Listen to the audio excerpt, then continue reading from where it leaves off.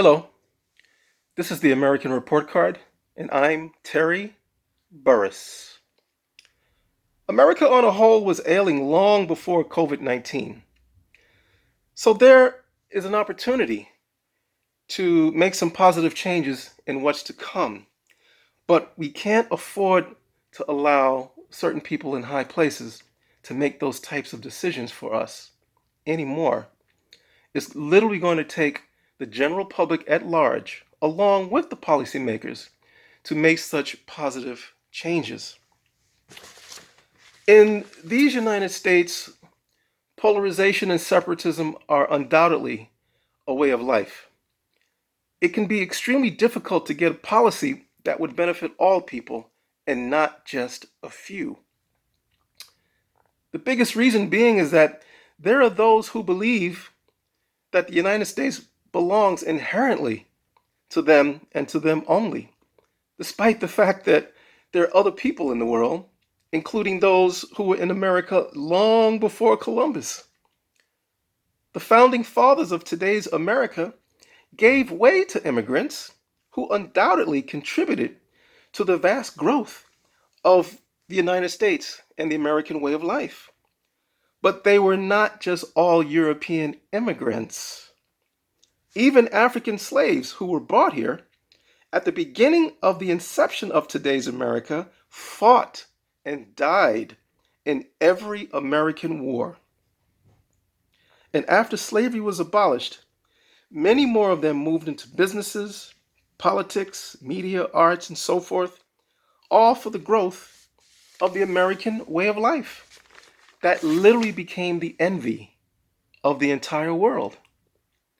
And since the internal haters inside the United States graduate with degrees and are placed in high positions, they do anything and everything in their power to keep unwanted fellow Americans down and out.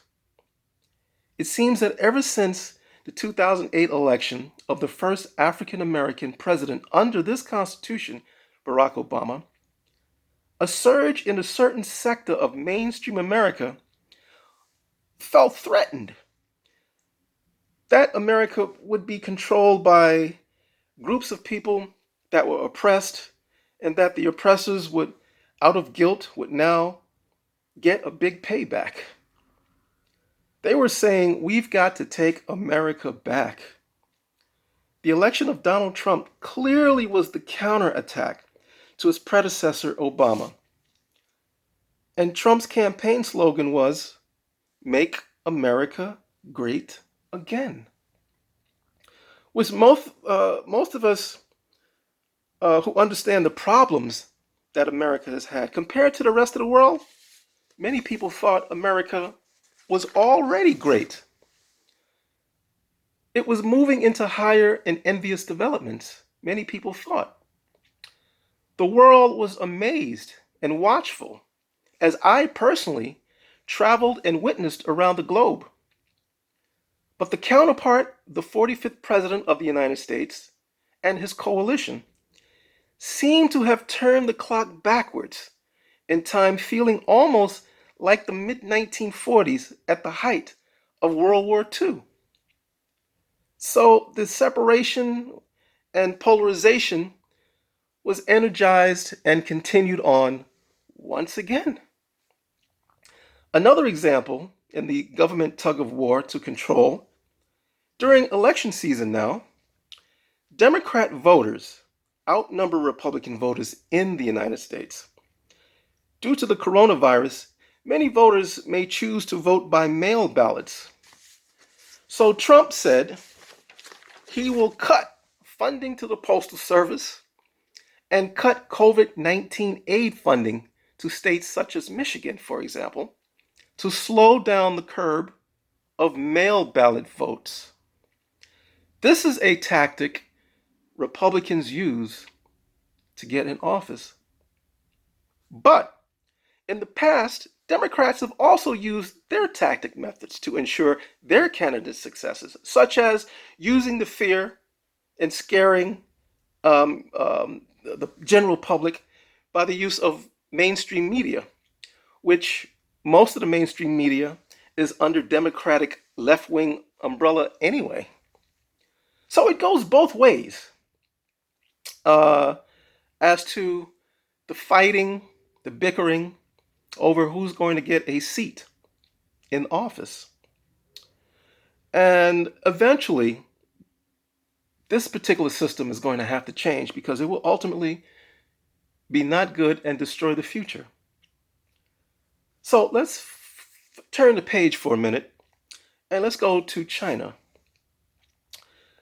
China's economy right now will redline, a lot of it due to the pandemic and other factors. So it has taken upon itself, even before the pandemic, to go ahead and violate a treaty that they had with the British to now control, take over Hong Kong, an island they had about 100 or so years, about 100 years ago, almost 100 years ago. And the treaty literally said that within the 100 years that they were to take repossession of their property, Hong Kong. They choose to have taken it a couple of decades before the treaty is even finished. So them being, oh, by the way, we already know that Hong Kong is a great financial mecca at this time, a lot of it due to America. So China has opted to use military force to go into Hong Kong to take it back to communists. So the general public, the Hong Kongers, of course, are in big protest over this because I'm not sure that many of them are ready for such a new way of life that they're unfamiliar with. And as we've watched our own American government exercise the taking of certain rights during this corona pandemic, American citizens, you should be watchful as to our own fate right here in the US. This is the American Report Card. I'm Terry Burris, and thank you.